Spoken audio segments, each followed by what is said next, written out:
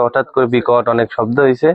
শব্দতে আমরা সবাই আতঙ্ক হয়ে বাসার মহিলা বাচ্চা কাচ্চা যা ছিল সবাই ভয়ে অনেক কান্নাকাটি করেছে। এবার আমরা চাচারা সবাই একসাথে বেরোলাম। বের হয়ে আসার পরে দেখলাম এই জায়গা সব মানে ধুমা ধুমা হয়ে আছে। তারপরে চাচারা তো কেউ বাসায় থাকে না, মানে ঢাকায় আছে।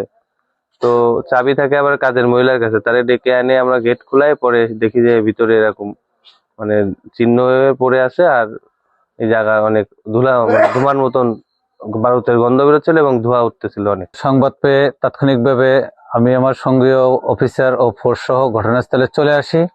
চলে আসার পরে আমরা ঘটনাস্থল পরিদর্শন করি।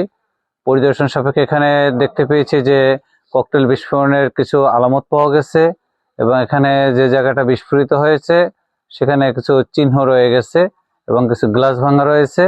তো আমার যে তদন্তকারী অফিসার আমরা ইতিমধ্যে এখানে নিয়োগ করেছি, তিনি যথাযথভাবে আলামত সংগ্রহ সাপেক্ষে তিনি সকলগুলো প্রয়োজনীয় ব্যবস্থা নেবে এবং আমাদের পরবর্তী আইনগত ব্যবস্থা প্রক্রিয়া দেন।